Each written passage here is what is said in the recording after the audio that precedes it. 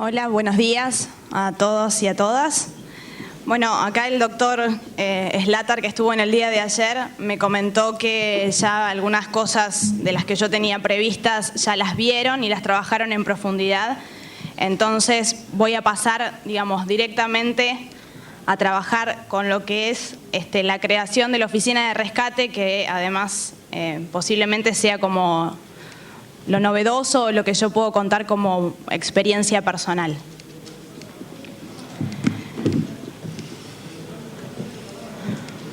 Bueno, la Oficina de Rescate, luego de la sanción de la Ley 26.364 del año 2008, se crea bajo una resolución ministerial del Ministerio de Justicia de la Nación con el número 2149 en el año 2008.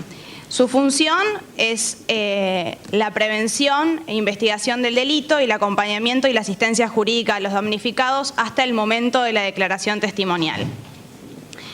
La Oficina de Rescate está integrada por un equipo interdisciplinario, psicólogas, trabajadoras sociales, bueno, yo que soy licenciada en Ciencias Políticas, médicos y abogados, que lo que hacemos es brindar todo el tipo de asistencia, ya sea psicológica, médica, jurídica, desde el momento del rescate hasta que las psicólogas dictaminen que están en condiciones de declarar, y una vez que se lleva a cabo la declaración, cesa nuestra intervención. Bueno, ¿cómo interviene la Oficina de Rescate? Obvié decir una parte que, bueno, el comisario Fernández está acá, que a partir de la sanción de la ley también se crearon divisiones específicas de trata en las fuerzas de seguridad federales, que son la Policía Federal, la Gendarmería, la Policía de Seguridad Aeroportuaria y la Prefectura Naval, y que, digamos, el equipo nuestro trabaja directamente con esas divisiones específicas en la mayoría de los casos, pero también hemos trabajado con delegaciones de policías de provincia de Buenos Aires y de las distintas provincias del país. La Oficina de Rescate trabaja, si bien tiene una sede en Buenos Aires, o sea, en la capital, todas las profesionales somos de ahí, lo que hacemos es trabajar a lo largo de todo el país cuando se nos convoca a través de un juzgado federal o de una fiscalía. Por supuesto que es un equipo que casi vida propia no tiene, porque así como estamos un día en la ciudad de Buenos Aires, al otro día estamos en Chaco y a la semana siguiente estamos en Santa Cruz, es como complicado para nosotros el tema de dejar siempre a nuestras familias y a nuestros conocidos en función del trabajo. Por eso, como una de las cosas fundamentales que tenemos es la marcada vocación por hacer esto, porque realmente si no fuera así sería imposible. La oficina interviene, bueno, como primer paso se tiene que elaborar una denuncia, la cual puede ser realizada por la propia víctima, cuando muchas veces se escapa de algún prostíbulo o de algún taller y acude a una comisaría, que puede ser la comisaría local o alguna delegación de la federal, y a partir de ahí se nos convoca a nosotros. También puede ser en un hospital cuando llega una víctima por una situación que le pudo haber pasado, como por ejemplo un aborto mal realizado, una enfermedad venérea o alguna cuestión, digamos, como esas gripes muy fuertes cuando están en condiciones, digamos, que sufren mucho frío. Bueno, entonces ahí también se nos convoca a nosotros, más allá de lo que serían los allanamientos en sí.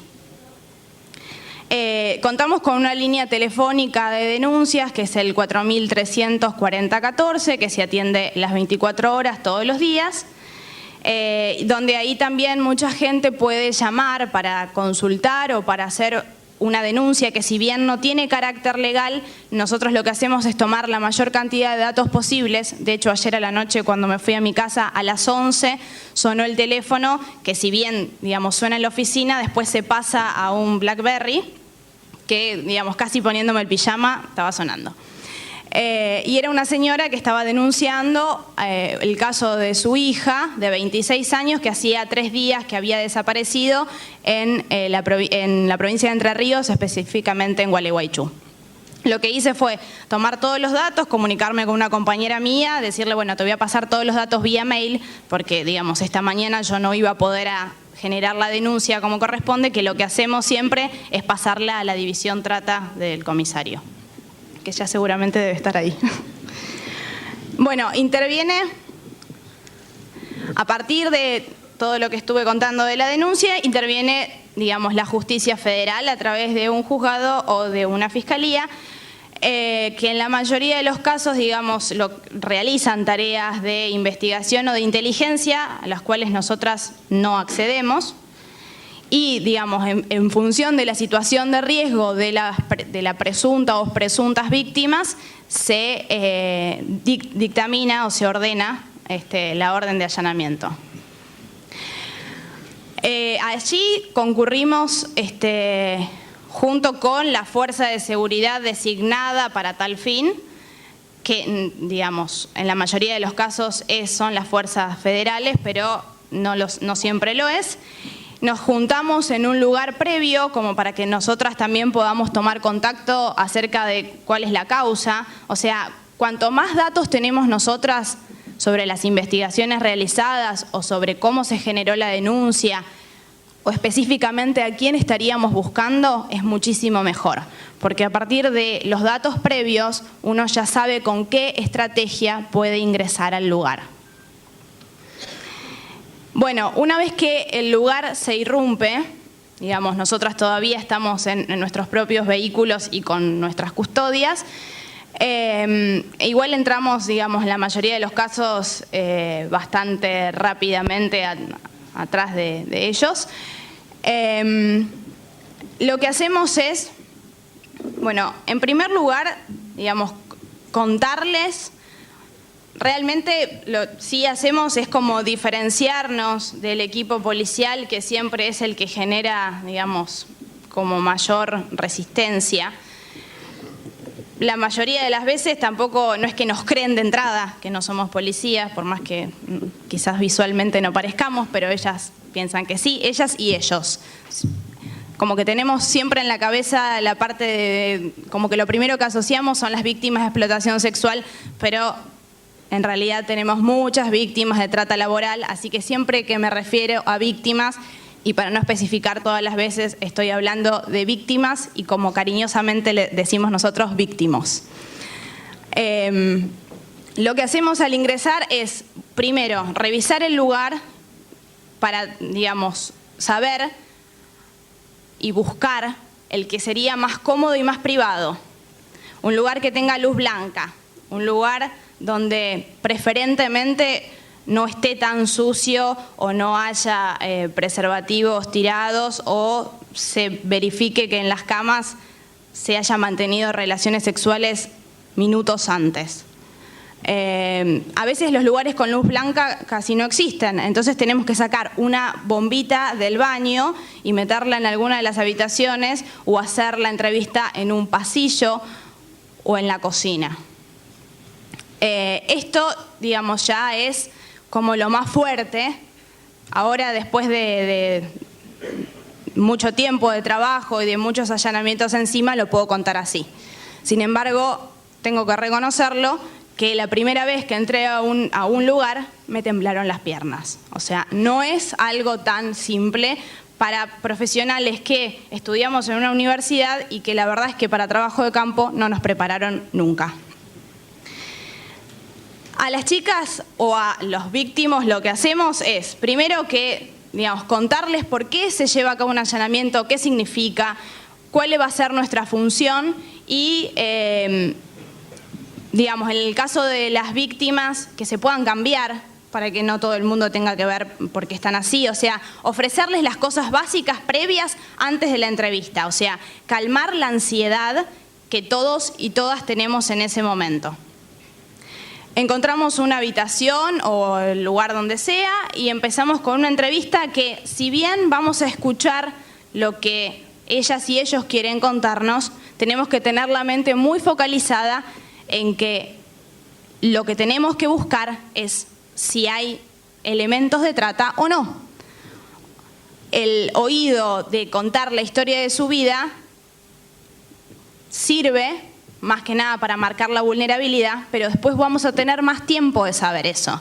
Entonces, lo fundamental es apuntar las preguntas en lo que respecta a la captación, al traslado y a la explotación en sí.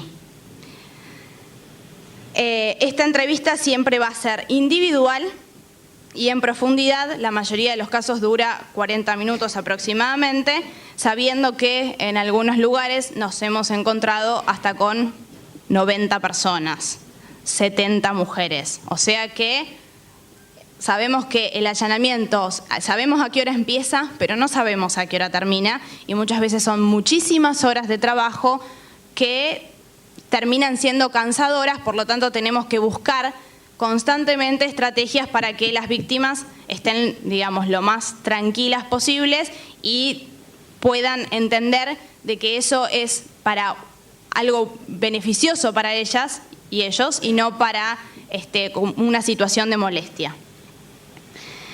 Es fundamental, ya lo escuché acá, que lo dijeron con anterioridad, pero reafirmar que la víctima de trata no es una víctima que pide ayuda, sino todo lo contrario. La víctima de trata cree que vos estás entrando a molestarla o molestarlos, y que para ellos es un trabajo y no pueden ver el grado de explotación.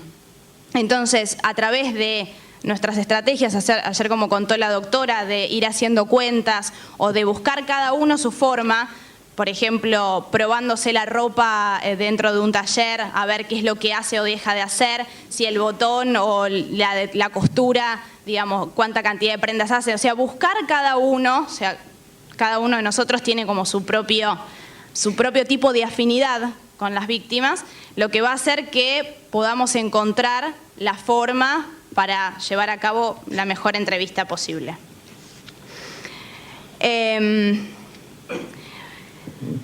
A los allanamientos también va la Dirección Nacional de Migraciones, que se ocupa del control de documentación, que a nosotros también nos sirve mucho en función para, de alguna forma, descubrir o ver, digamos, con qué tipo de víctima nos estamos encontrando y saber también si las víctimas nos están mintiendo o no.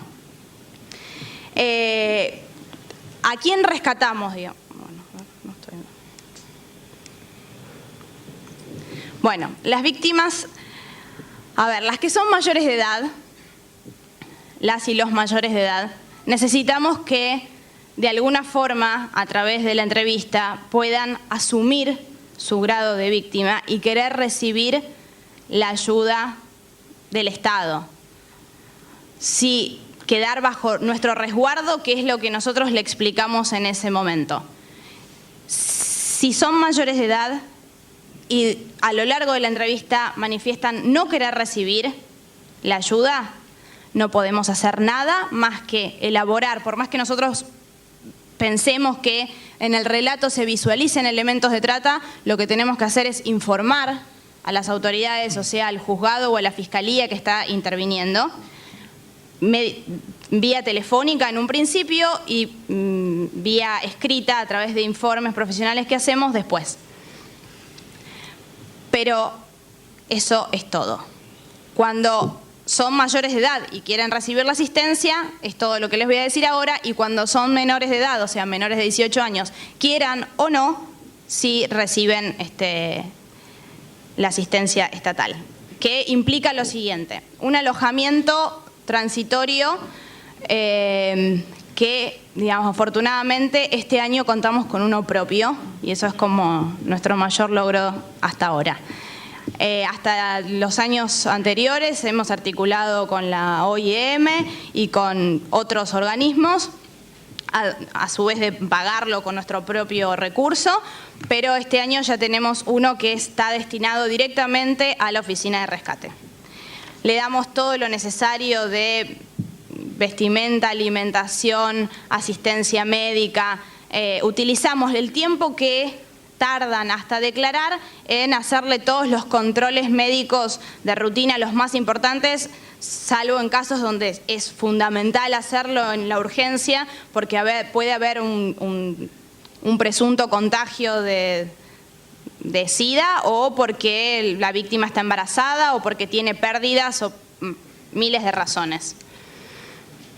Después, otra cosa es que hacemos, las mismas profesionales que rescatan a las víctimas son las que continúan el seguimiento. Es fundamental, digamos, la empatía que se logra al principio, que después se convierta en un vínculo de confianza. Esto va a ser fundamental para la consecuente declaración testimonial que va a hacer, y que esa parte no me voy a meter porque va a hablarle el abogado.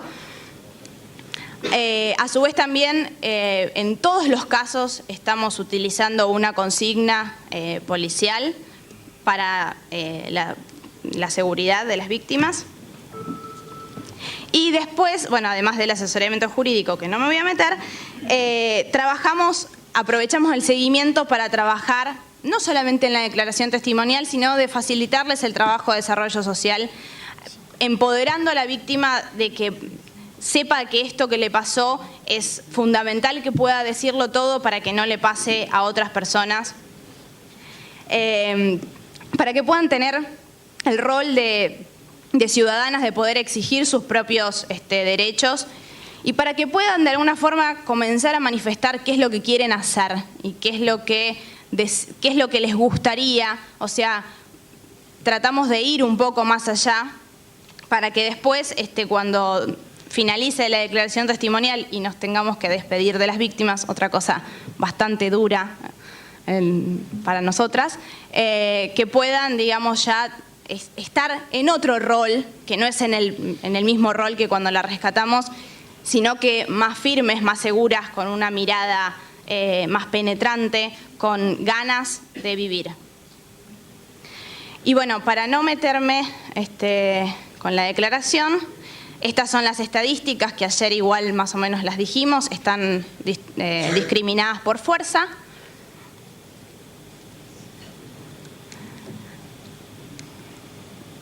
Está el teléfono para denuncias y el mail. La estamos haciendo, pero todavía, o sea, no las tengo como para mostrarlas, pero sí se está haciendo por sexo y después por lugar de origen, por tipo de explotación, o sea, se está haciendo todo, pero no lo tengo todavía. Y después, como para concluir, me gustaría no olvidar de mencionar al famoso cliente. Porque, como sabemos, sin clientes no habría trata. La oferta y demanda, más que nada del cliente de prostitución, porque si bien a nivel mundial estamos ya contemplando el cliente a nivel global, la verdad es que la Argentina todavía no podría decir nada del cliente que consume ropa de un taller textil, porque el grado de responsabilidad no es fácil de medirlo. Pero en el cliente de prostitución es distinto. Entonces, la oferta y demanda del sexo, el poder que tienen de acceder a un cuerpo como una mercancía a través de un precio pactado, sabemos que son prácticas que están arraigadas culturalmente en nuestra sociedad desde que la Argentina es la Argentina. Porque como sabemos, ya desde la fundación de las ciudades y de los pueblos, y más en las zonas portuarias y en las zonas marítimas, lo que teníamos era las cuestiones centrales y el prostíbulo, porque nuestra sociedad era de hombres, entonces lo que se necesitaba era un prostíbulo para que el hombre que no tenía a su mujer pueda ir a relajarse ahí, no sé cómo decirlo.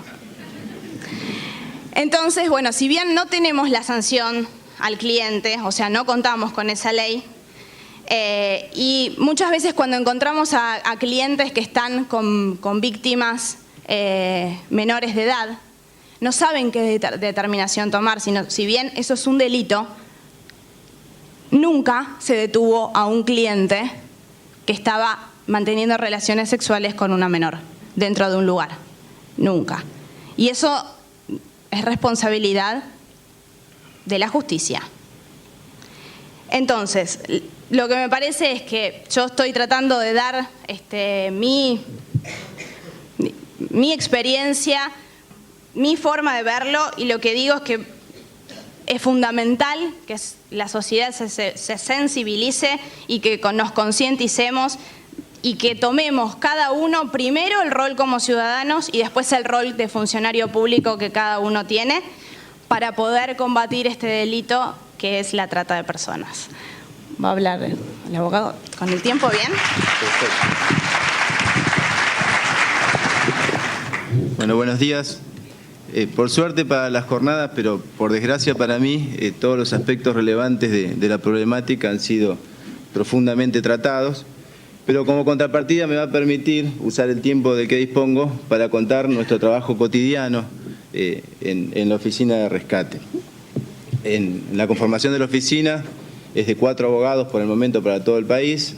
Estoy yo, está el doctor Canevelo que está presente, el doctor Nario, el doctor Federico Domínguez, y cubrimos esencialmente la asistencia previa a la declaración de la víctima, le informamos de sus derechos y asistimos en la audiencia con las particularidades y problemas que vamos a comentar más adelante.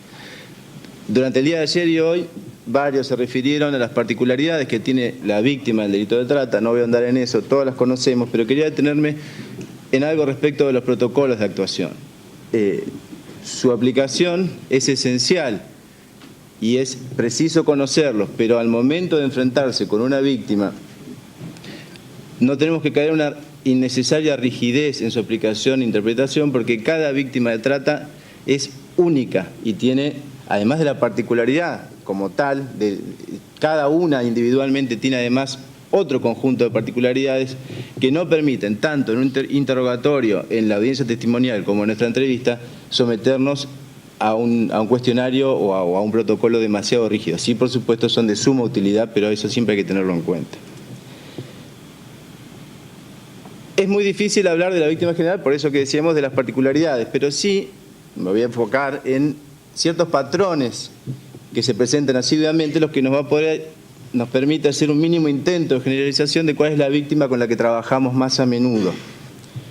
¿Por qué? Porque el medio comisivo, esto se mencionó ayer y se afirmó el 99%, y creo que es cierto, el medio comisivo casi exclusivo en la trata de personas es el abuso de la situación de vulnerabilidad. La captación por secuestro, que si bien siempre es la que más notoriedad pública toma, es muy rara en nuestro trabajo cotidiano.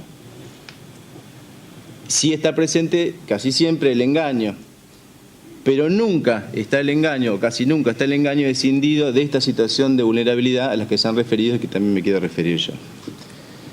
Entre los engaños, el más usual es no aclarar las condiciones del trabajo que se ofrecen, y esto se aplica aun cuando el trabajo que se ofrece sea la prostitución. Muchas veces las causas tienden a estancarse, las audiencias a complicarse cuando el audiencista percibe que sabía que iba a ejercer la prostitución. Eso no tiene ninguna relevancia en su carácter de víctima de trata de personas, y eso siempre hay que tenerlo presente. Respecto de la víctima que nos encontramos, hubo un cambio rotundo. En los primeros casos, y algunos en nuestro medio, en La Plata y alrededores, nos encontrábamos con rejas, con cadenas, con candados, con retención de documentos, con privación efectiva de la libertad. Con los permanentes allanamientos, investigaciones y sobre todo con las prisiones preventivas confirmadas, los tratantes comienzan a buscar nuevas modalidades, se va mutando, va transformándose, se va reinventando la forma en que se comete el delito. Y empiezan a surgir un nuevo tipo de víctima, que no es la víctima que encontrábamos encerrada literalmente, después van a ver en la presentación del comisario Fernández, literalmente encerrada como un animal. Esta nueva modalidad consiste en insertarles la idea de peligro, por múltiples razones. Un caso, creo que fue en Magdalena, les decían a las chicas que si querían salir podían, pero que tengan cuidado porque las novias de los clientes eran muy celosas y las iban a arañar y las iban a golpear. O sea, las chicas tenían miedo y no salían, por esa razón. Otra modalidad es el aislamiento.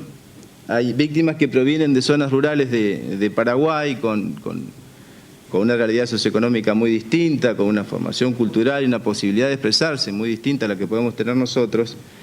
llegan a una gran ciudad como Buenos Aires, suben otro medio de transporte y terminan, por ejemplo, en Arrecife, pero no en el casco urbano, en un camino alejado de tierra, que no saben para qué lado está la ciudad.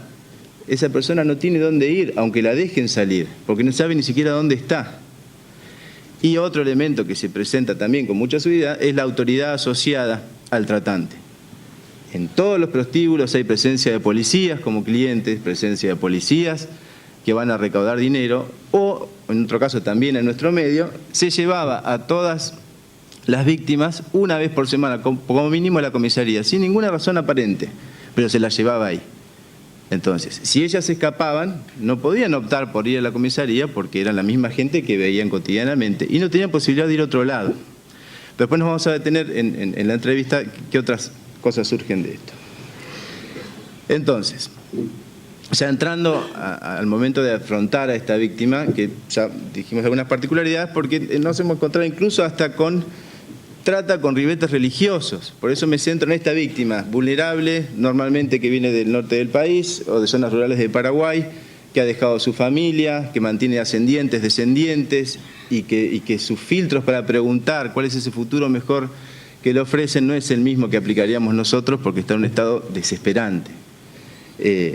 Tenemos ya esta víctima, fue asistida por el equipo de profesionales, ya está informada de su situación, ya está estabilizada emocionalmente y ahora nos tienen que enfrentar a nosotros, que tenemos que seguir trabajando en que tome conciencia de su carácter. El principal problema que tenemos con las víctimas del delito de trata es que no son conscientes de su carácter de víctima de este delito.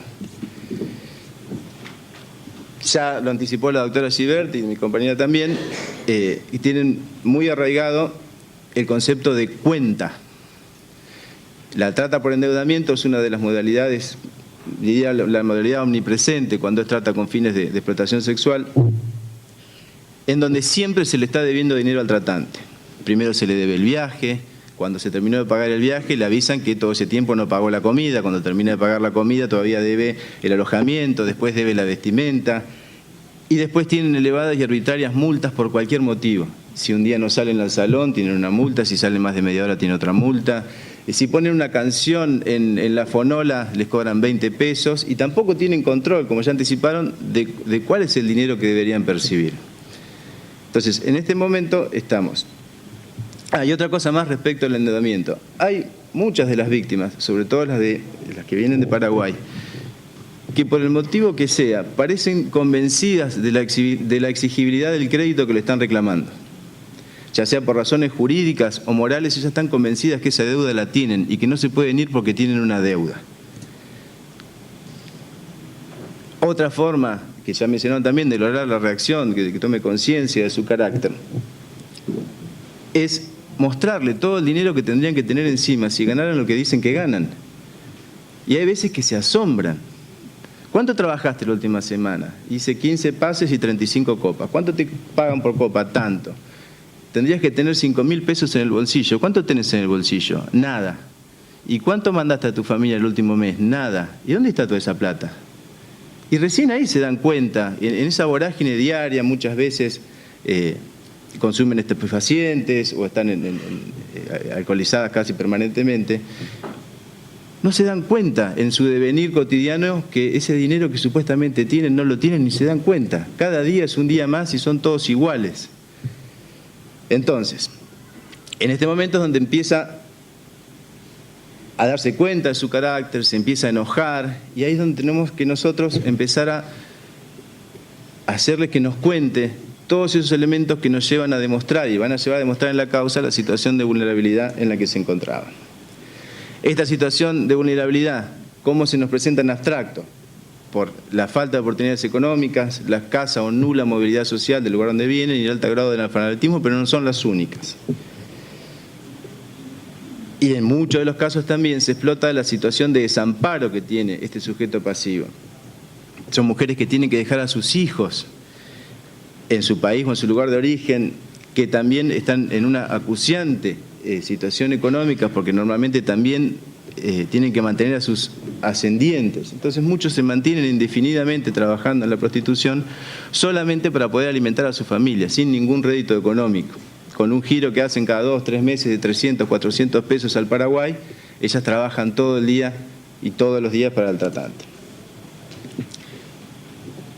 Un primer obstáculo que tenemos, tanto los abogados, no tanto ellas porque están específicamente formadas para abordar a las víctimas, pero los abogados como los operadores judiciales en general, es que tendemos a evaluar sus conductas con la misma lógica y estructura de pensamiento que tenemos nosotros. Y eso es absolutamente incorrecto, porque no piensan de la misma forma, no tienen las mismas alertas que tenemos nosotros. A veces, a mí me pasó, en un caso en particular, que la víctima había sacado el aviso para trabajar de mesera de los clasificados de avisos sexuales. Cualquier persona se hubiera dado cuenta que no era un trabajo de mesera, pero ella realmente no se había dado cuenta. Lo único que pensaba es que tenía que darle a comer a su hija. Vio el aviso y fue. Nosotros no hubiéramos ido. Y después está la pelea con el abogado del tratante, que por supuesto se va a querer hacer valer de estas circunstancias. Esta entrevista que tenemos con la víctima no es para indicarle lo que tiene que decir. Y si lo hiciéramos tampoco lo reconoceríamos en público, pero no es esa la función. Lo que se busca es que la víctima empiece por asumir su carácter y se dé cuenta de lo que pasó, porque eso tiene consecuencias, o puede tener consecuencias muy graves en la declaración testimonial, que es de lo que me voy a referir al final. Entonces, el primer desafío del abogado que entrevista a una víctima de trata para asesorarla de su condición y acerca de su condición y de la declaración es ganarse su confianza. Acuérdense que normalmente la víctima está convencida de que están todos del lado de los tratantes, incluidos nosotros. Una vez que logramos la confianza, tenemos que lograr identificar todos los elementos e identificadores, no para decirle que los cuente, sino que para ella los advierta y los pueda contar. Y eso, obviamente, a través de preguntas, que es casi un protocolo casero que es bastante flexible, pero que nos permite ir llegando a esos resultados. ¿Por qué todo esto? Porque la única forma que vamos a tener para sostener una audiencia de una víctima de trata de personas, que no es un testigo cualquiera, es que entienda y pueda comprender y exteriorizar todo lo que le tocó vivir. Y para eso hay que pasar muchas vallas incluso a veces hasta de comunicación. Les cuesta mucho expresar lo que le pasó, aunque lo entienda. Y también luchamos, por supuesto, con la idea de la existencia de algún tipo de consentimiento, porque muchas de las víctimas saben, aunque muchas veces no lo reconozcan y nos mientan, saben que venían a ejercer la prostitución. Lo que no sabía era que venían a ser esclavas. Entonces siempre está rondando la idea, tanto en juzgados como en abogados particulares, esa idea de que si había consentimiento, o parecía haber consentimiento porque sabía que trabajaba en la prostitución, entonces no va a haber trata. O también porque tenían la posibilidad de comunicarse con alguien telefónicamente, entonces en ese caso tampoco estaríamos frente a trata, cuestión que por supuesto es absolutamente incorrecta.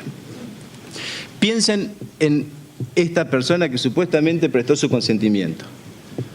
Es una persona que puede estar indocumentada, que ingresó al país ilegalmente, que está sin dinero, que está amenazada, que tiene conocimiento que al lugar concurren autoridades policiales y judiciales. Ya sea que estén todos estos factores, algunos, en estas circunstancias, cualquier idea de libertad desaparece automáticamente. Y es un ejemplo paradigmático de vulnerabilidad. Tanto la vulnerabilidad del origen como la vulnerabilidad que está padeciendo en este momento. Son dos momentos de vulnerabilidad. Por eso escucharon, y vamos a escuchar frecuentemente, las voces que directamente se alzan para erradicar cualquier eventual consentimiento en la configuración del tipo penal. Pero aun cuando mantengamos esa idea de consentimiento, se tiene que tener en cuenta que siempre este consentimiento va a estar viciado. ¿Por qué? Por la existencia precisamente de esta vulnerabilidad. Es decir, si ya que sea que tomemos uno u otro camino, eliminar el consentimiento, tenerlo en cuenta, este consentimiento nunca va a poder ser válido. Porque no podemos hablar de consentimiento, insisto, si estamos frente a una situación de vulnerabilidad. ¿Y cuál es la pauta hermenéutica que tenemos que usar o tendrían que usar los operadores judiciales para el análisis de si esta situación de vulnerabilidad está o no está presente? Desde mi punto de vista es la pérdida de libertad de elección y de decisión respecto a la posibilidad de poder continuar, cesar o alejarse de la actividad que está realizando. Si esa posibilidad de elegir no está, hay una situación de vulnerabilidad que tenemos que descubrir. Otro problema que se nos genera con las víctimas es que por múltiples razones, la mayoría de las veces nos miente. Y esto es algo que también nos cuesta mucho trabajar. A veces después de 2, 3 entrevistas, de insistir, logramos, y a veces incluso en el medio de una audiencia, logramos revertir estos testimonios. Y los motivos son múltiples, pueden ser por desconfianza, puede ser por vergüenza o pudor de reconocer la situación que vivió, ya sea porque la vergüenza de volver sin nada, o porque fue advertida por la familia, o de contarlo, por lo que sea, o porque alguien se entere de lo que le pasó. Y otros supuestos también mienten porque tienen la esperanza de volver y poder cobrar aquello por lo que trabajaron. Ellos realmente piensan que les deben dinero y también piensan que se los van a pagar, cosa que el tratante sabe desde el principio que no va a ocurrir. Y también existe, porque así la han amenazado y la han convencido, la cuestión migratoria. A veces no hablan o no quieren hablar porque tienen miedo de ser deportadas, de ser encarceladas por su ilegal ingreso al país o por su ejercicio de la prostitución. Entonces, casi sin excepción nos enfrentamos a una víctima que si no está entrenada para hablarnos de determinada manera, está amenazada. Y en algunas oportunidades incluso, pese al excelente trabajo que hacen las chicas y lo que le explicamos al principio, hay víctimas que después de una hora de entrevista nos damos cuenta que piensan que están presas o que son las acusadas de algo. No logramos a veces, luego de varias horas o días incluso, que algunas víctimas terminen de entender lo que le está pasando y explicarle hasta de qué se trata un juzgado, qué es una audiencia. Desde cero hay que empezar a comunicarse con gente que no tiene la formación, por eso insisto en no pensar de la misma forma que ellos, porque no tienen la misma formación. Entonces, resumiendo, el primer y principal objetivo es obtener la confianza de la víctima. Después, obtener todos los indicadores y elementos del delito que nos permitan, primero, transmitírselo a la víctima para que se dé cuenta. Después, que tome conciencia de su carácter y finalmente que lo pueda expresar en una audiencia. Si a cualquier persona le genera un mínimo grado de tensión por experiencia que tenga, enfrentar un tribunal, enfrentar un juzgado, imagínense a estas pobres víctimas. Recién en este punto empezamos, en el marco de la entrevista, a realizar las preguntas que razonablemente pensamos que van a tener que enfrentar en el transcurso de la audiencia. Ahora sí, en los 3-4 minutos que me quedan, quiero hablar específicamente de la audiencia en el juzgado. El primer problema que tiene la oficina de rescate es poder entrar a la audiencia. En los primeros casos me he encontrado con la sorpresa de que el empleado de mesa de entradas me pregunta: ¿y usted en qué carácter quiere entrar? Y yo no le podía decir en carácter de parte porque el código no lo prevé. Entonces, cuando empezaba a argumentar, salía corriendo y llegaba el secretario. Cuando llegaba el secretario, se iba y venía el juez. Y era una discusión que a veces duraba bastante tiempo, porque con razón me explicaban: usted no es parte, no puede participar en la audiencia. Y yo por otro lado le explicaba que tenía el Estado la obligación legal, y no solo legal, sino por sus compromisos transnacionales, de asistir jurídicamente a esa víctima. ¿Y quién le va a asistir? Está específicamente previsto en el artículo 6 de la ley de trata esta asistencia, y de alguna forma hay que materializarla. Normalmente el juzgado termina accediendo, salvo alguna excepción, a nuestra presencia en la audiencia. Audiencia que es imprescindible, que tenga que sea llevada adelante, si puede ser por el juez, mucho mejor, con una persona o el fiscal en su caso, con una persona con experiencia. Esto no es algo para cualquier audiencista. Primero, porque tiene que tener conciencia de qué se trata el delito. Segundo, tiene que tener conciencia de qué víctima está enfrentando. Y además tiene que saber lo que tiene que preguntarle a esa víctima. Por ejemplo, cuando estamos con víctimas con fines de explotación sexual, con las palabras pase o copa es absolutamente suficiente para entender que existe explotación sexual. Es innecesario, incluso a veces hasta denigrante, que ahonden en preguntas acerca de la actividad concreta que hacían. Con saber que había explotación sexual es suficiente para el testimonio de la víctima. Y después empieza, nosotros mismos lo pedimos porque es una víctima que probablemente no vamos a poder volver a encontrar y no vamos a contar con ella en el juicio oral. Pedimos siempre la presencia de las defensas técnicas, lo que nos trae innumerables problemas, también por nuestra presencia, si se crean incidentes, si podemos o no podemos estar, pero además el ejercicio de esta bilateralidad de la audiencia hace que algunas audiencias realmente sean complicadas. Y esto es el fundamento esencial de por qué tiene que haber un abogado del Estado distinto al tribunal sentado asistiendo a la víctima. Una audiencista que no tiene experiencia, el abogado particular va a preguntar, ¿usted cuánto ganaba? 3.000 pesos, va a contestar la víctima. ¿Y usted podía salir? Sí. ¿Y tenía celular? Sí. No más preguntas, dice, y se va. Esa víctima deja de ser víctima. Habiendo un abogado defendiendo el interés de la víctima del otro lado, vamos a repreguntar, ¿usted los 3.000 pesos, cuándo los cobró? Nunca. ¿Cuánto hace que está en el lugar? 1 año. ¿Cuánto cobró hasta ahora? 50 pesos. Entonces ella no gana 3.000 pesos, pero si no, eso hubiera quedado en el acta. La víctima gana 3.000 pesos y nadie preguntó más nada. Y ha pasado realmente. ¿Puede salir? Sí, sí, claro que puede salir. ¿Cuánto tiempo? Media hora. Y si está más de media hora, me multan. ¿Con cuánto? Con 1.500 pesos. ¿Y esa media hora puede salir sola? No, acompañada. Ya cambia radicalmente la situación. El teléfono. ¿Usted tiene teléfono? Sí, había contestado antes. ¿Funciona? No. No estoy exagerando, son casos absolutamente reales. ¿Funciona? Tuve que preguntar. No. ¿Por qué? Porque es de Paraguay y en Argentina no funciona o porque no tengo crédito.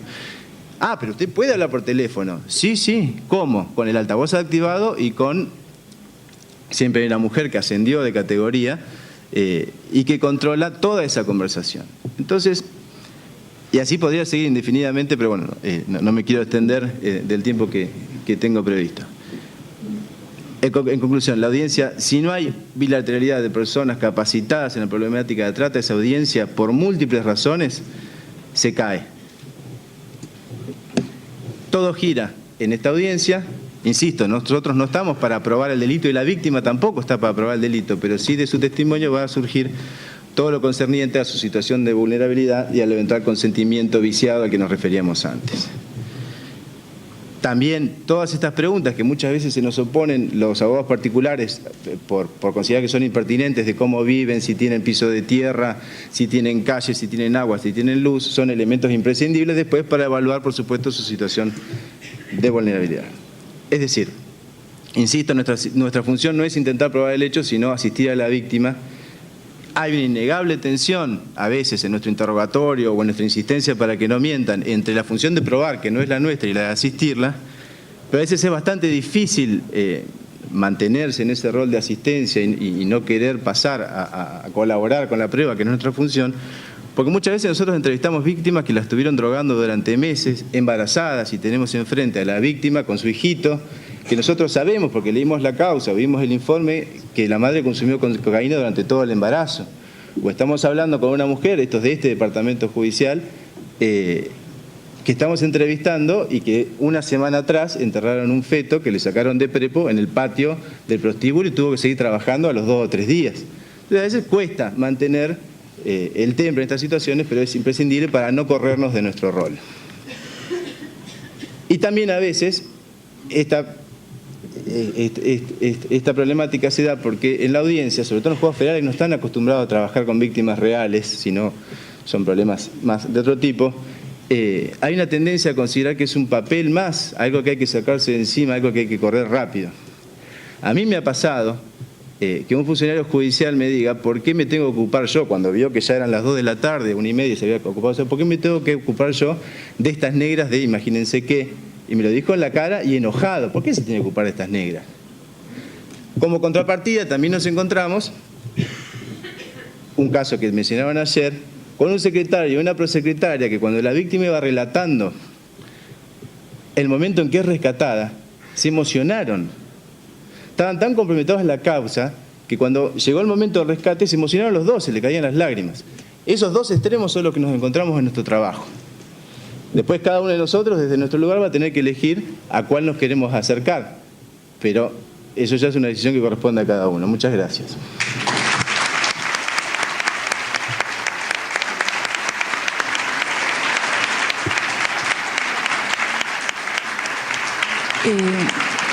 Lamentablemente vamos a tener oportunidad de realizar 2 preguntas. Allá al fondo, sí. Te pido que te presentes y digas a quién, bueno, a cualquiera. ¿Qué tal? Buen día. Mi nombre es Fernando Capello y yo soy fiscal en el Departamento Judicial de Morón. La pregunta es mucho más, en realidad la respuesta debería ser mucho más compleja, pero voy a tratar de simplificar. De las personas rescatadas en prostíbulos, ¿existe algún número, alguna estadística por parte de ustedes de aquellas que no volvieron a ejercer de alguna forma la prostitución? Bueno, como dije en mi presentación, la Oficina de Rescate trabaja desde el momento del rescate hasta la declaración testimonial y a partir de ahí se hace una articulación con el Ministerio de Desarrollo Social y lamentablemente para las profesionales que trabajamos a las víctimas no las vemos más y no sabemos más nada de ellas, más allá de que sí tratamos de que la articulación sea la mejor digamos, acción que hacemos para que la mayoría de las cosas que nosotros ya preguntamos y evaluamos no se vuelvan a hacer para no revictimizar. Pero si bien sabemos que el Ministerio cuenta con determinados programas de reinserción y de alojamientos y también hacen trabajos en lo que refiere a psicosociales de los domicilios de las víctimas para que éstas puedan volver si es que así lo desean, no te puedo dar ninguna estadística porque no es un tema nuestro, no es de nuestra competencia. ¿Alguna otra pregunta? Sí. Sí, mi nombre es Daniel Marabote y soy fiscal de Campana. Es una pregunta a la licenciada.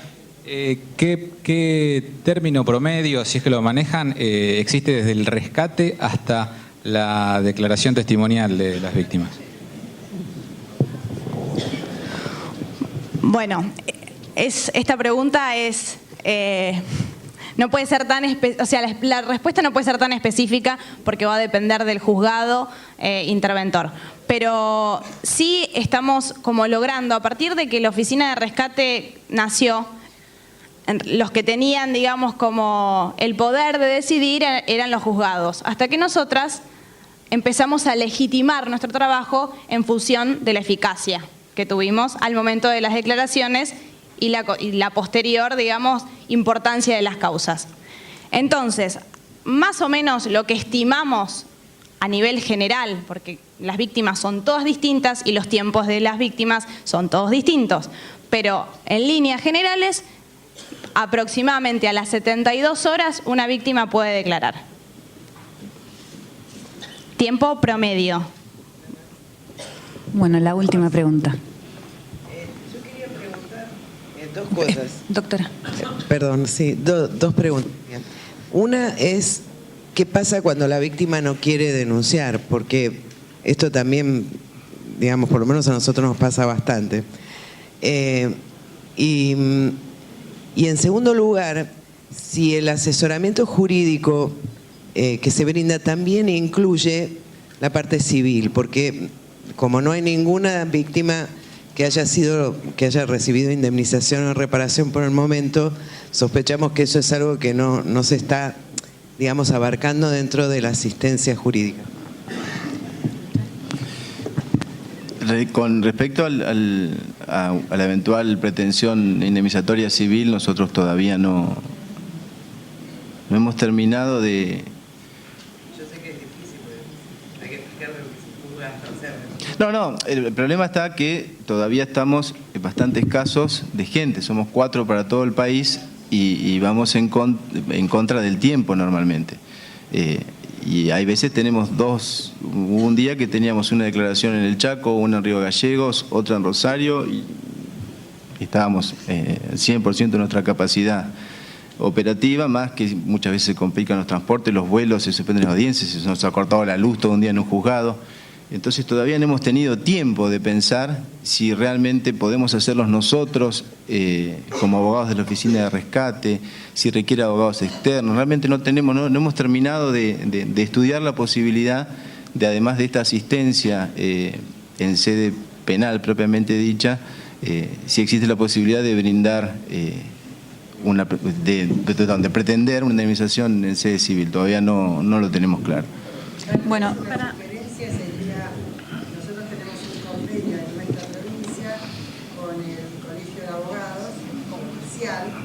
para la atención jurídica de aquellas víctimas que se presentan como particulares damnificados en las causas penales. A lo mejor eso ampliado podría ser también que a través del consultorio jurídico, por el juramento que hacen los abogados, pudieran abarcar esta defensa, sobre todo que la mayoría de los abogados ejercen el derecho civil.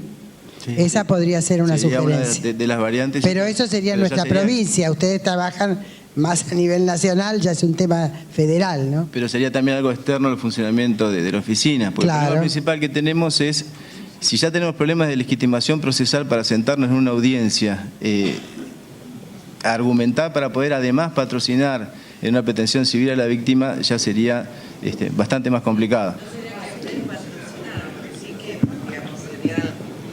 No sería que el Estado patrocinara, pero digo, esto muestra de pronto que hace falta sentarse y ver de qué manera ONGs, Estado pueden colaborar en este tipo de cosas, y también con los colegios de abogados, las clínicas jurídicas, en fin, ver de qué manera se pueden cubrir todos esos derechos que a veces, o sea, obviamente con 4 abogados para todo el país están mal, pero necesitan ayuda. Entonces, bueno, veamos cómo... Le damos las gracias, disculpen por una cuestión Respecto de... a la primera preguntó 2 cosas, le faltó. Bueno, se la digo a ella. Si no. ¿Qué pasan con las que no quieren? Bueno, la verdad es que dentro del marco de un allanamiento, nunca ninguna víctima no nos quiso dar una entrevista, o sea, nunca ha pasado. Sí ha pasado que evaluamos que la declaración testimonial no, digamos, podría no resultar bien, o la víctima realmente no lo quiere hacer porque se encuentra, digamos, como muy asustada, y lo que hacemos es comunicarnos con el juzgado y se lo decimos, y muchas veces que ha pasado esto, con nuestro propio informe alcanzó y el juzgado no citó. O sea que, pero nunca, digamos, fue por voluntad de ella decir, no, yo entrevista no quiero. Siempre nos han recibido, si bien con cierto enojo, pero al momento de hablar, con muy buena predisposición. Bueno, muchas gracias. Muchas gracias. Bueno, buenos días. Antes que nada, me presento, yo soy el comisario Fernández, a cargo de la División Trata de Personas de la Policía Federal Argentina. Le agradezco a la Procuradora de la Administración, como también a la doctora.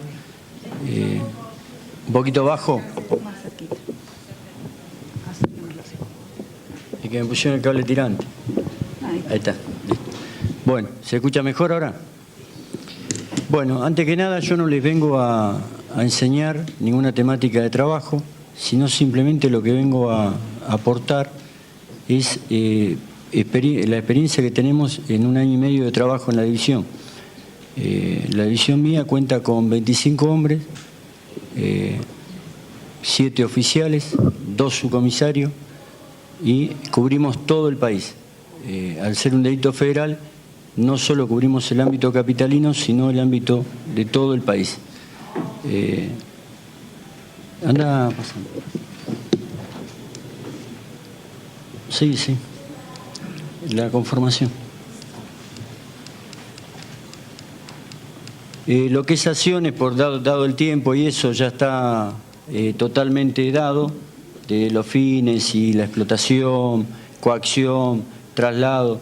Yo lo que sí le voy a mostrar, que pienso que es lo más importante para ustedes, que van, y a Dios gracias, a comenzar a trabajar esto, es distintos procedimientos en los cuales nosotros a veces nos ha ido bien y en los cuales muchas veces nos hemos equivocado. Bueno, este fue el primer procedimiento que nosotros tuvimos intervención, que fue al poquito de crearse la ley y al poquito de estar como jefe de la división. Da justo el hecho que este procedimiento se origina en esta ciudad, en la ciudad de La Plata. Es la desaparición de una menor en la ciudad del Este. La menor estaba en situación de cautiverio, llama a la madre solicita intervención de Interpol, Interpol los da intervención a nosotros. Nosotros en ese momento estábamos con un subcomisario, el suscrito y 5 hombres. La chica, que acá se aclaró, da una dirección acá en La Plata. Cuando nosotros vinimos a la dirección de La Plata, era una escuela religiosa. Es un poquito lo que se dijo acá. Esta chica es del Paraguay, sin documento. Ya pasó el periodo hablante, del cual acá no se habló. Pero en el periodo Blande hay violación, hay golpes físicos, psíquicos, distintas personas. Es un tema de género, es muy profundo, el cual los señores fiscales lo conocen por la violencia doméstica. Pero esto es mucho más subido de tono. Al llegar a quebrar a una persona que deja de ser persona para ser una cosa. Es lo que ellos deben obtener para poder llevar adelante sus fines. Bueno, no obstante, la gente que vino no se queda con el chequeo de ese lugar y al recordar que la chica había dicho cerca de la estación, se va a buscar cerca de la estación y se llega al prostíbulo. Ahí yo marco la parte de abajo, que fue lo primero que tomamos nosotros de relevancia, porque si ustedes observan, a simple vista se observa un sótano. Sí. Estas son las vistas internas del lugar. Estos son los famosos camastros, donde las chicas atienden a los clientes. Seguimos. Y esto es lo que yo quería mostrarles, es que justamente nos toca en el primer allanamiento. Esto que ustedes ven que parece madera, es una jaula. Si ustedes observan ahora, van a ver enrejado y la reja al costado. Esto se cerraba cuando terminaba el turno y las chicas quedaban en el sótano, que ahora van a ir al lugar de cautiverio. Seguimos. Y esta es la situación donde vivían, el dormitorio. Seguimos. En este allanamiento no solo se saca a Lorenza, que fue la primera víctima menor rescatada por la división, sino que se rescató a todas las otras chicas que eran de origen paraguayo. Y era rescatar dos cositas, que lo escuché ayer un montón de veces y no me sorprende. La convivencia. Justo en este lugar, el dueño era un inspector que, o sea, policía de provincia, pero es policía, o sea, no tiene nada que ver. Estaba exonerado, este buen señor estaba detenido en El Dorado, había sido detenido por prefectura, porque estaba pasando en un MW 3 menores y quiso arreglar con $20.000. Justo el marinero ese que estaba era decente, algunos quedan. Entonces terminó preso. Nosotros llegamos a identificarlo por el número de Fonola, cometió el grave error, porque nada estaba a nombre de él, pero sí el alquiler de la Fonola y la línea telefónica. Entonces el Juzgado de La Plata lo convidó a venir acá, y acá está por la pena mayor, porque cuando él comete el delito ese, no estaba todavía en vigencia la ley de trata. Vamos al segundo caso. Este caso es totalmente aberrante, también sucede acá en La Plata. Este caso es en la localidad acá de Olmos, es una chica paraguaya que le avisa a una pariente de que está en una situación de esclavitud sexual. Esta pariente se apersona al juzgado y de muy buen criterio el juzgado le toma una declaración con identidad reservada. Imagínense el temor que le tenía a esta gente. Bueno, se van a hacer las tareas y los chicos bajan a hacer la tarea, percatan a una chica que estaba separada del grupo de las profesionales o alternadoras, en estado totalmente drogada y que era de origen paraguayo. Así como se lo estoy diciendo a ustedes, se le transmite al juez. No es que se le dijo, no, se ubicó a la chica. Se le dice, encontramos a una ciudadana de origen paraguayo que estaba totalmente drogada y que puede llegar a ser, porque no teníamos fotos, no teníamos nada. Se da la orden de allanamiento. Afuera, este lugar, me acuerdo como si fuera hoy, dice carne fresca, terneras paraguayas, porque oficia de parrilla a la vista. En este lugar muchas vacilaban si eran víctimas o no eran víctimas. Ahí se encontró una señora de 43 años con la hija de 20 que ejercía nueva prostitución. Algunas quisieron salir, no, bueno, se sacó la chica esta buscada y otras víctimas. Nosotros trabajamos en coordinación, como lo dijo, con el programa de asistencia a las víctimas de trata. O sea, nosotros irrumpimos y no tenemos contacto con las víctimas. Separamos, y las que hacen las entrevistas son las profesionales. Lo mismo con la gente de migraciones, que por experiencia lo hago entrar último, porque es una amenaza, una coacción muy fuerte que hace el proxeneta o el dueño del taller con el tema de migraciones. Y migraciones viene con los talleres que dice migraciones, la camioneta blanca que dice migración. Entonces eso hace que se bloqueen y no hablen más. ¿Soy claro? Entonces primero la entrevista y después migración. Bueno, se sacan la chica. Al otro día, nosotros seguíamos con los detenidos, con todo el tema me llaman la profesional y me dicen que en una de las entrevistas, una de las víctimas había referido que una de las chicas que se quedó en el lugar habría sido obligada a abortar y enterrar a su propio hijo en el fondo del prostíbulo. Bueno, le digo, vamos a pedir urgente una orden de allanamiento. Me acuerdo que llovía. Pedimos la orden de allanamiento y vinimos. Sacamos el feto, que ya prácticamente era una criatura por el tiempo. Estaba enterrado a 80 centímetros de la cucha del perro, al fondo del prostíbulo, en señal de machismo, en señal de poder, en señal de lo que yo hago, en señal de ejemplo para las otras. Y ahí me doy cuenta de por qué no se quisieron ir las otras. Y ahí me di cuenta el efecto que producen esta basura en las mujeres y en las víctimas, ¿no? De hacer matar a su propio hijo y hacerla trabajar y decir, yo he ido con un grupo del G1, un montón de policías, estaban las chicas del programa, y ninguno confió en decirnos que se venía con nosotros. Secuestramos droga, un arma de milímetro. O sea, son pequeños datos importantes para que tengan en cuenta con qué tipo de gente se van a encontrar. Seguimos. Este hecho fue en San Martín. Es una señora que ejerce la prostitución y lo irrisorio de esto es que entrega a esta red de prostitución sus 3 hijas, las cuales eran menores, 15, 13, bueno. El proxeneta, como la chica más grande que tenía algo de 15 y 16, se escapa al Dorado, la va a buscar. La va a buscar a la casa del padre. El padre habla con la policía local, o sea, la delegación, y finge que estaba todo bien. Nosotros procedemos a investigar los prostíbulos acá y la gente de allá a seguir a este hombre, los giros de plata y bueno. Se hacen los allanamientos simultáneos con el siguiente resultado.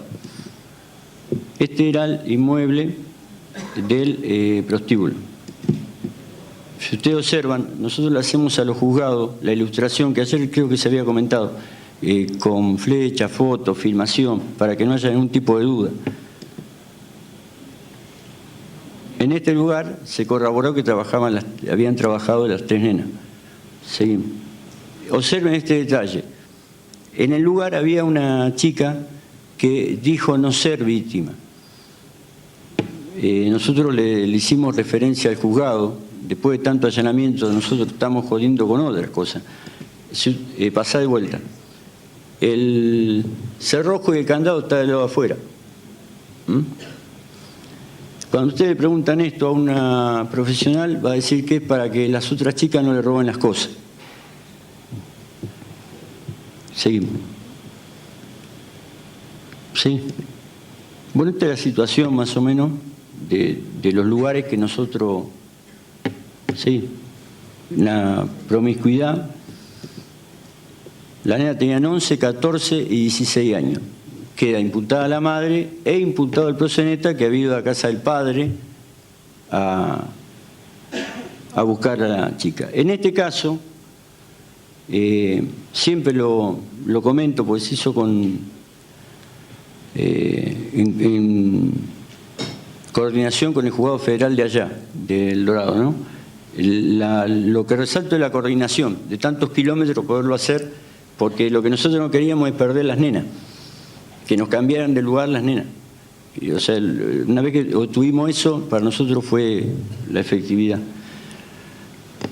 Bueno, este es otro caso que fue, si no me equivoco, en Bahía Blanca, también con ciudadanas de paraguayas que nos exigen el rescate. Acá lo que hicimos, que fue totalmente fuera de lo normal, si se quiere decir, nosotros cuando tenemos esto hacemos comunicación al juzgado. En este caso viajamos y no avisamos al juzgado. Fuimos al lugar, encontramos a las dos jóvenes, una menor, y de adentro del lugar hicimos consulta. En primera instancia no ordenaron la detención. Después no sé quién habrá llamado y sí ordenaron la detención del dueño del lugar. Este es el lugar famoso ahí.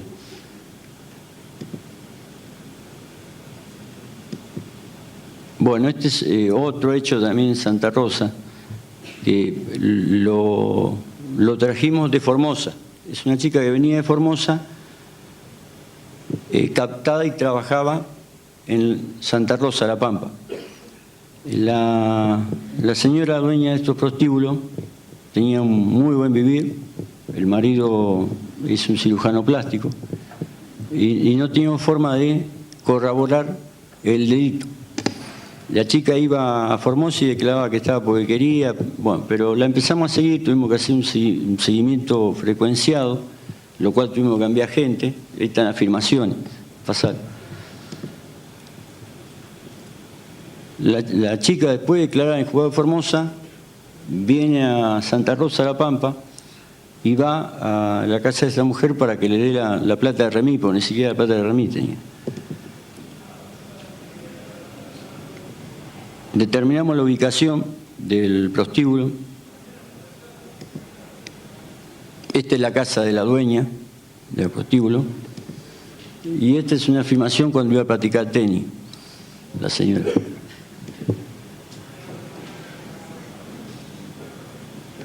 Seguimos. Bueno, este es el lugar de allanamiento, en la cual quedó detenida. Tuvimos cierto inconveniente con la justicia local, porque dice que ya había inspeccionado y no había trata. Y nosotros veníamos con justicia federal de afuera. Seguimos. Bueno, un taller clandestino. Acá nos encontramos con que uno de los empleados manda un mail a unos parientes de Estados Unidos diciendo que está en una situación de cautiverio y esclavitud. Bueno, se producen las tareas de inteligencia y se hace el allanamiento. Seguimos. Nos encontramos con un terrible taller, como la foto lo ven, el hacinamiento total, la zona de San Martín. Y lo que más, se rescatan 18 víctimas, todos accedieron al rescate. En este lo chistoso no, porque no, la verdad no es chistoso. Hacían dólares falsos y con eso le pagaban. Las rejas, las ventanas tenían rejas de afuera y rejas de adentro. Seguimos.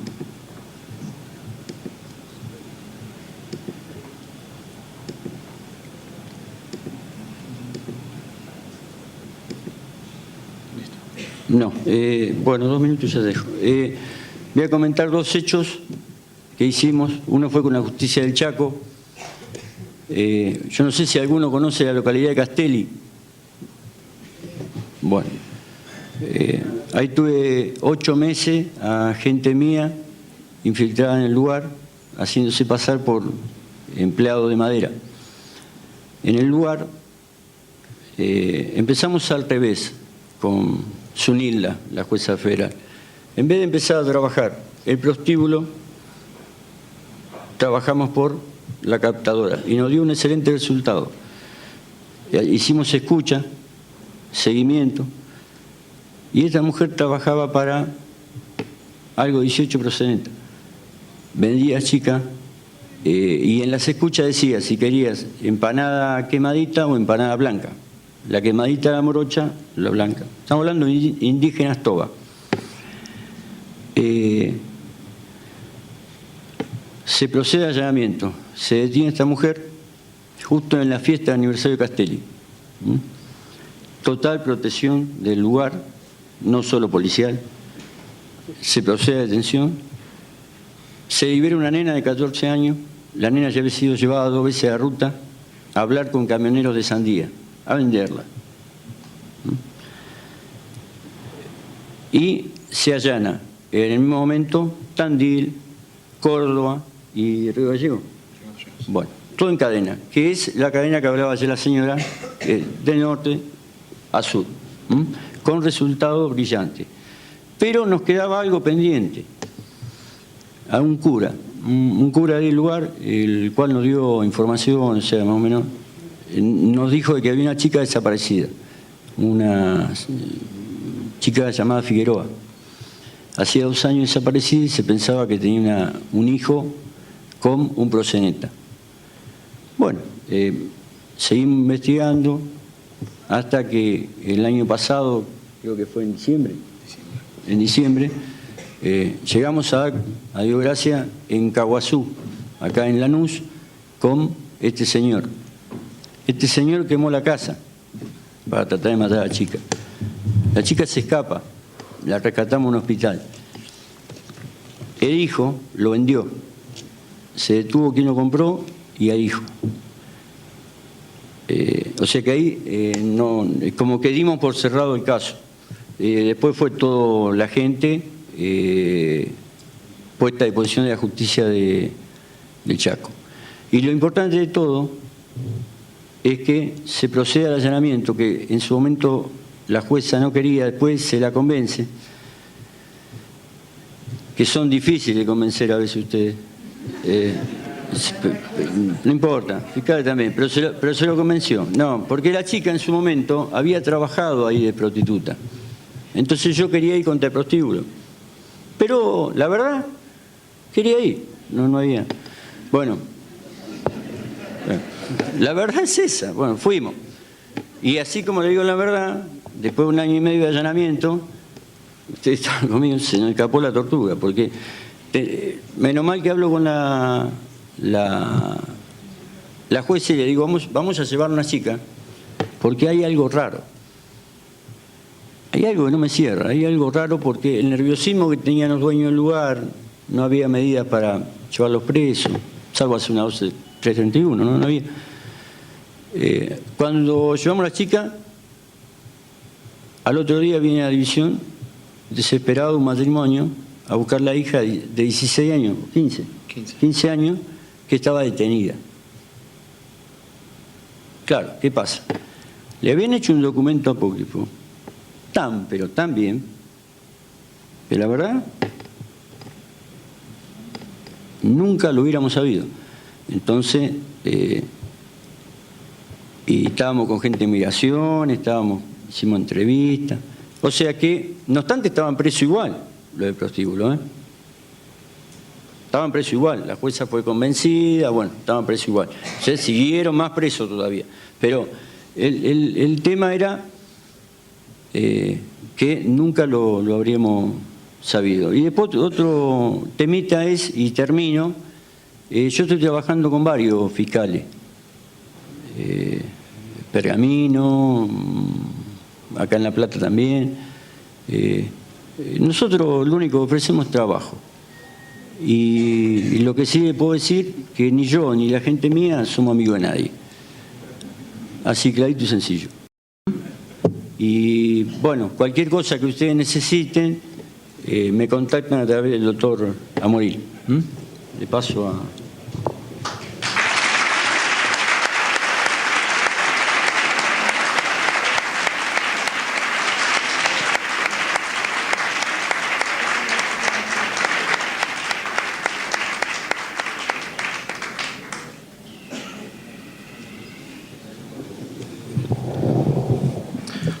Buenos días, yo soy el inspector Néstor Coria.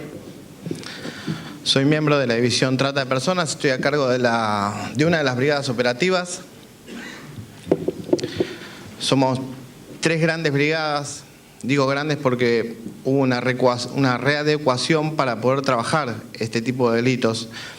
Porque un allanamiento de trata, a diferencia de un delito común, va más allá de las 4 horas. Un acta tiene más de 10 hojas, participa mucha gente y necesitamos que haya bastante gente que esté atenta y observando todos los ítems que tenemos que ir desarrollando punto a punto. Entonces, una brigada se transforma ya en un equipo interdisciplinario. Somos todos policías, pero tenemos a alguien que ya se ocupa de las filmaciones y buscando determinados puntos, la fotografía, el resguardo de las posibles víctimas, a la espera de que cuando el lugar esté asegurado pueda entrar la gente de la oficina de rescate. El apoyo externo, que es previamente controlado y digitalizado con respecto a la toma de la medida de riesgo. Por lo general, los allanamientos provienen de tareas de inteligencia previas, investigativas, desarrolladas por nosotros o por los equipos de la dependencia. Entonces, medimos los riesgos, las posibles fugas, los posibles ingresos, posibles cantidades de víctimas o posibles cantidades de clientes que pueda haber en el lugar. A veces trabaja un equipo, a veces trabajan 2 y a veces trabajamos todos mancomunadamente para llevar el desarrollo de esto. Como decíamos, no venimos a enseñar, sino venimos a dar conocimiento o a mostrar nuestra experiencia. Esta foto justo es algo nuevo que se nos presentó en unos últimos allanamientos, es encontrar que los privados están controlados y no desde el lugar, sino que están poniendo circuitos CCTV con transmisión peer-to-peer a un punto cualquiera desde la ciudad, desde el país o desde el extranjero. No necesariamente el encargado está en el lugar, no necesariamente el dueño del lugar, sino lo puede regular o lo puede observar desde cualquier lugar y por medio de una computadora. La tecnología, la informática, como decimos, los delitos emergentes o cercanos, se está metiendo en esto también. La explotación sexual infantil, el turismo sexual, la pornografía, todo es parte de esto, todo tiene que ver con tecnología y estamos notando que está empezando a participar en otros aspectos donde no lo estábamos viendo. Hay muchas fotos ilustrativas de los procedimientos que se vinieron dando. Esto fue en Carmen de Areco, hay de Río Gallegos en Las Casitas. Acá el tema de la fonola que había nombrado el comisario, por el tema de que simples errores vislumbran un hilo para llegar a un titular. Porque por lo general ponen gente por un pequeño sueldo a cargo de un lugar, a hacer las cobranzas, pero a veces se olvidan de esos detalles y son, por evitar presentar o darle esa facultad a esa persona, solo él se incrimina, solo él se anota y se da a conocer. Pero son detalles tan pequeños que vamos encontrando o vamos aprendiendo a encontrar. Al momento del secuestro uno entra y empieza a buscar, como dijimos, los pases, los carteles que indican las multas, los giros postales, los giros extranjeros, los pasajes de micro, los traslados, las boletas de remis, las boletas de teléfono, los celulares. Todo esto va mancomunado a una consulta que se hace desde el lugar y donde esta consulta debe ser muy precisa y muy informativa, dándole a conocer a quién está del otro lado del teléfono, la situación que nos estamos encontrando. Esto ilustra una habitación que tuvimos en un allanamiento donde no era una habitación de atención, había solo un colchón y bolsos con ropa de las chicas, donde notábamos que había escrituras en las paredes. Cuando vuelvan a pasar van a ver que dicen te amo, nombres. Nosotros consideramos, porque tenía una traba externa, que era el lugar de castigo. El lugar de castigo donde las chicas, cuando no cumplían su debida función, eran castigadas y encerradas, y ellas, por medio de sus propias uñas o por medio de clavos que encontramos en el piso, escribían sus mensajes en las paredes.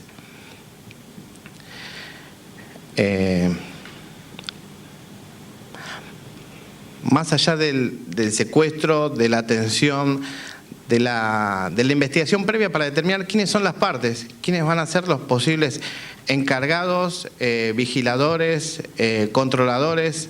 Tuvimos un caso en particular en San Rafael, Mendoza, donde la encargada controlaba la atención de las coperas, como ella la decía, por medio de un sensor láser, de un puntero láser. Cuando la atención de la chica iba más allá del tiempo que ella consideraba, iluminaba a la chica por medio de un puntero láser y la hacía separar de su cliente. Volviendo al secuestro, podemos encontrar otros elementos, más allá de la documentación, las libretas sanitarias viejas. Está bien, van a determinar que son chicas que no están en el lugar, pero que posiblemente son víctimas que estamos buscando o que tienen un paradero vigente, y vamos a determinar que pasaron en ese momento por ahí. Sabemos que la trata es una red de movimiento. De 15 a 20 días se hace una rotación a cualquier parte del país. Sabemos que es un delito transnacional, y más allá de nuestras fronteras hay divisiones de trata en los países vecinos que están trabajando y están interesados en participar y en colaborar. Se están buscando la forma de agilizar esos conductos de comunicación, porque tal vez la burocracia de la comunicación común lleva más allá de esos 15 días que nosotros necesitamos una premura para que la información llegue y podamos actuar más rápido.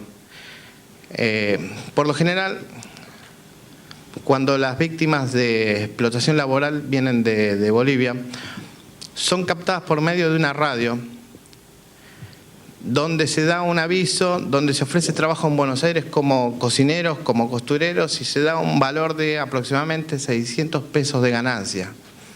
600 pesos de ganancia no es el básico que hay acá, pero a comparación de 200 bolivianos que es en Bolivia, vienen por eso. Trabajan durante meses, como decía el comisario, a la espera de cobrar esos 600 pesos mensuales, descontando sus gastos, descontando las multas, descontando las comidas.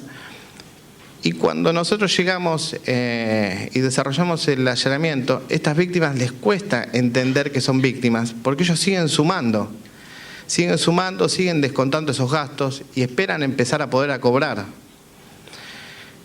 Y no se sienten víctimas porque, como decíamos, la cultura, la sociocultura que ellos traen y que vienen acá, sus 200 bolivianos son mucho más inferiores a los 600 que ellos esperan poder cobrar. No sé cómo vengo con el tiempo. No sé si alguien tiene alguna pregunta en particular, porque se va a vencer la hora y no sé si alguien quiere, o sigo con respecto a esto. Yo les quería aclarar algo un minutito antes.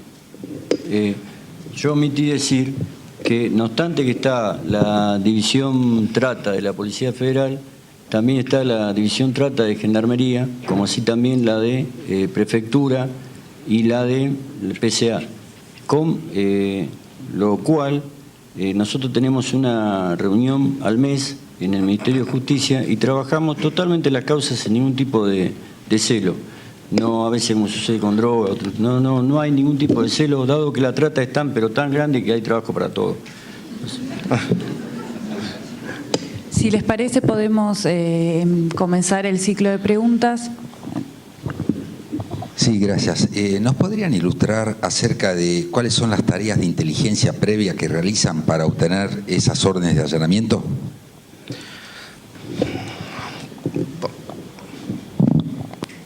¿De un prostíbulo? Por supuesto, claro, sí. Bueno. En un prostíbulo va la gente al lugar y hace averiguaciones en las inmediaciones. Y vamos a averiguar, le explico por qué, las inmediaciones. Cuando nosotros decíamos que ingresaban al lugar, se daba nulidad. Si nosotros decimos que la gente ingresó al lugar, así que no se lo voy a decir nunca, Bueno, se da nulidad. ¿Está claro? Entonces yo le voy a poner que fueron a inmediaciones.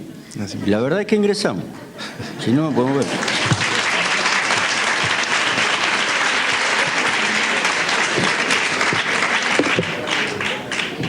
Con respecto a los talleres, yo le voy a decir que se averigua el nombre del dueño, que se averigua esto. La realidad es que hicimos un control automotor y le volteamos todos los datos. Tampoco se lo voy a decir. O tengo la oficina llena de basura de todos los talleres de Capital. Tampoco se lo voy a decir. Porque ¿Por eso les cuesta conseguir las órdenes de allanamiento? No. Nosotros tenemos una buena gimnasia judicial. Ahora tenemos 2 o 3 lugares que tenemos parado, estamos esperando unas muy buenas órdenes de allanamiento, que hasta ahora no han venido. Pero tenemos credibilidad judicial. O sea, ¿cómo le puedo explicar? Yo voy y le digo al juez, doctor, deme la orden, vamos a reventar que hay algo. Hay algo. Todo depende de si usted le da una orden y va. Nosotros tenemos un 95% de efectividad. Si usted me da orden de allanamiento y yo fallo, me da otra orden y fallo, usted no me va a dar una orden. Es sencillo. Usted se refiere a los jueces federales. Sí. Bueno, pero yo he hecho tareas con fiscales. Sí, pero siempre van buscando con alguna prueba, o sea, tienen una preinteligencia de algún tipo de prueba, de algún delito conexo. No van a buscar ese tema puntualmente, porque no estamos habilitados de acuerdo al código, y los jueces de garantía nuestros de la provincia es muy difícil que puedan ordenar un allanamiento sin nada. Entonces se va por otro lado, por otro costado, y se llega. Es lo mismo que la primera pregunta. Yo voy por otro delito conexo. Ah, está bien, así sí. Seguro que después vamos a encontrar algo más.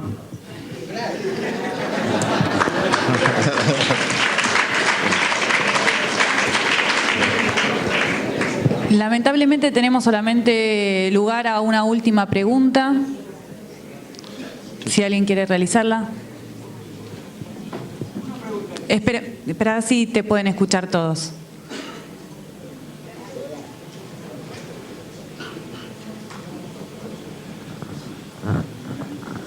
Gracias.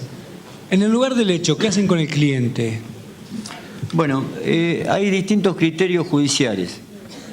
Antes que nada, trato de contenerlo, porque es como la hincha de Boca. Está borracho, no hizo el pase y no pudo consumir el alcohol que pagó. Y a veces son muchos. Y lo segundo que me dice es que no vaya a hacer el control domiciliario de si vive porque es casado. Y hay juzgados que nos piden que le corroboremos el domicilio.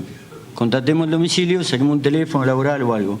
A algunos se le toma declaración, que me parece buen criterio, aunque para mí es engorroso, para ellos me putean a mí no, pero bueno, es engorroso, pero es bueno para saber que en el lugar se ejercía la prostitución, ¿no? Y otras veces directamente no se adopta ningún tipo de temperamento. Pero la contratación de domicilio se hace. Y con la salvedad que yo he sacado muchas menores chicas. Entonces yo ahí, justo usted, que es malo, me da el pase y la deja bollando, yo ahí estoy en contra de ese tipo de cliente, ¿no? ¿Por qué? Porque yo sostengo que el que va a tomar un servicio y ve que lo atiende una criatura, por más producida que esté, cuando sale de ahí tiene que hacer una denuncia. Entonces, ahí ya estaríamos entrando en otra cosa. Bueno, les agradecemos a los invitados, a los panelistas.